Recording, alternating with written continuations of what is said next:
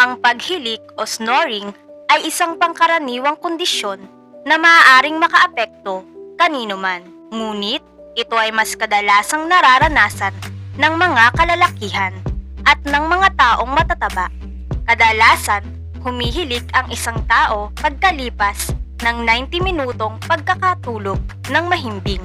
Ang paminsan-minsang paghilik ay hindi naman seryoso at talagang nakakainis nga lang sa katabi mong matulog.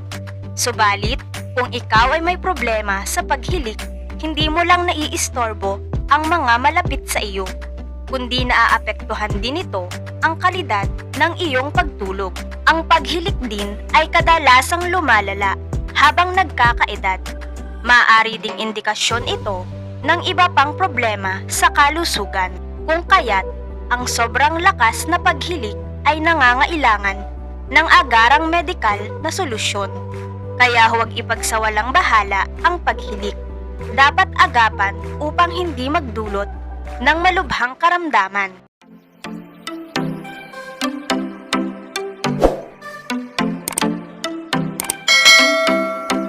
Ano ang sanhi ng paghilik? Ang paghilik ay nangyayari kapag ang hangin na lumalabas at pumapasok sa bibig at ilong ay nahaharangan dahil sa ilang mga dahilan. Narito ang mga sumusunod. May harang sa daanan ng hangin sa ilong. May mga tao na humihilik lamang kapag may allergy sila o kaya ay may infection sa sinus. May mga problema sa itsura ng ilong tulad ng deviated septum o polyp sa ilong na maaaring maging sanhi ng harang o bara. Mahinang mga kalamnan sa lalamunan at dila. Ang mga kalamnan sa lalamunan at sa dila ay maaaring maging napaka-relax, kaya ito ay nagiging harang na sa daanan ng hangin. Ito ay dahil sa mahimbing na pagkakatulog, pag-inom ng alak o paggamit ng pills pampatulog. Ang pagtanda ay isa sa karaniwang dahilan ng pagiging mas relax na mga kalamnan. Makapal na mga tissue sa lalamunan. Ang pagiging overweight ay maaaring maging sanhi ng makapal na mga tissue sa lalamunan, at ang mga bata na may malalaking tonsil ay mas madalas na humilik. Ano ang mga sintomas ng paghilik? Ang paghilik ay kadalasan ding maiuugnay sa sakit sa pagtulog na obstructive sleep apnea or OSA. Hindi naman lahat ng mga taong malakas humilik ay may OSA. Pero kung ang paghilik mo ay may uugnay sa sumusunod na mga sintomas, maaaring indikasyon ito na kailangan mong makipagkita sa doktor para sa pagsusuri. Naramdaman mo mismong tumitigil ang paghinga mo habang tulog ka, matinding pagkaantok kahit sa araw, kahirapan sa pagtuon ng atensyon, masakit ang ulo tuwing umaga, masakit ang lalamunan paggising sa umaga. Natulog ka naman pero parang pagod ka pa rin, nabibilaukan habang tulog, pananakit ng dibdib tuwing gabi, masyadong malakas na paghilik at naiistorbo pati na ang pagtulog ng asawa mo. Sa mga bata, masyadong maikli ang attention span o mahinang performance sa eskwela. Paano makakaiwas sa paghilik? Narito naman ang ilan sa mga solusyon para mawala o maiwasan ang paghilik.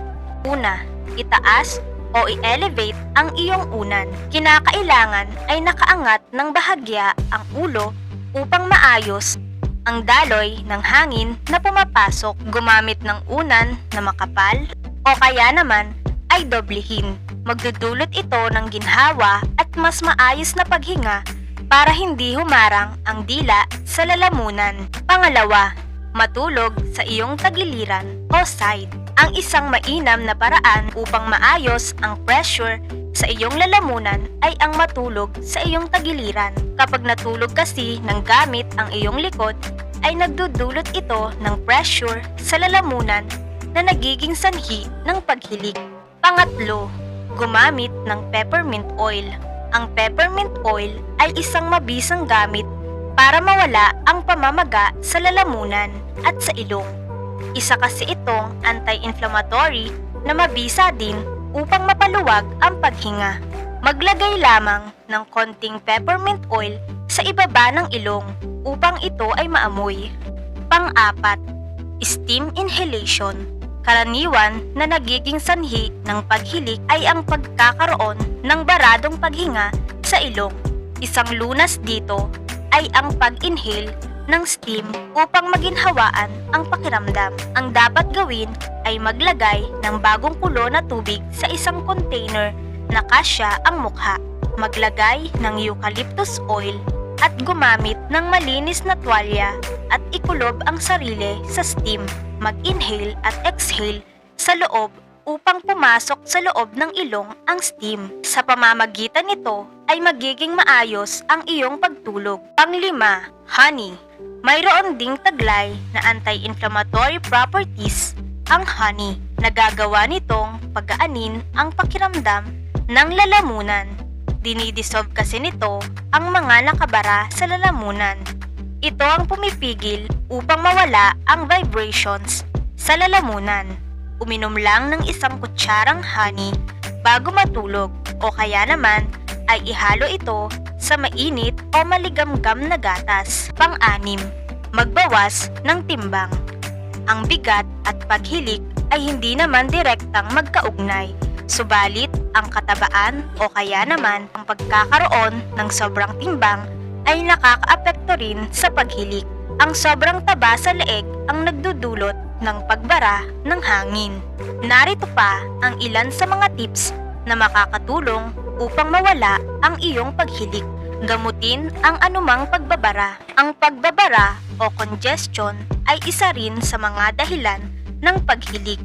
Kung ikaw ay may sipon, maliban sa pag-inom ng gamot sa baradong ilong, maaari ka ring gumamit ng VapoRub o inhaler para maibsan ang bara. Maaari din gumamit ng nasal strips para lumuwag ang nostrils at mag-improve ang daluyan ng hangin sa ilong.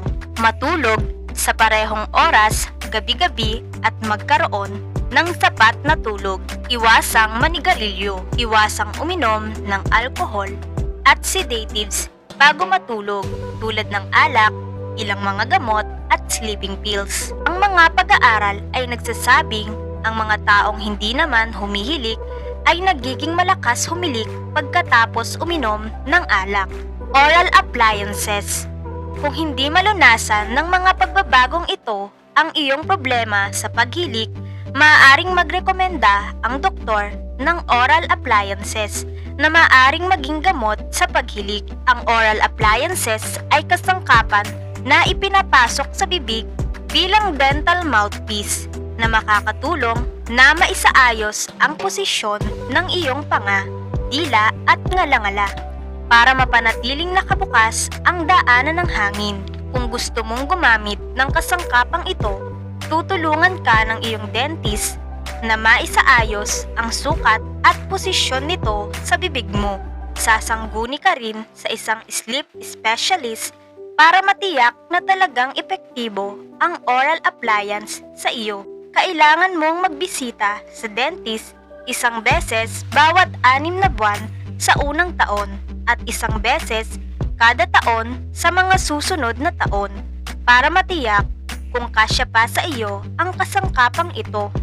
Matinding paglalaway, pagkatuyo ng bibig, pananakit ng panga at mukha ang posible namang mga side effects ng paggamit ng kasangkapang ito.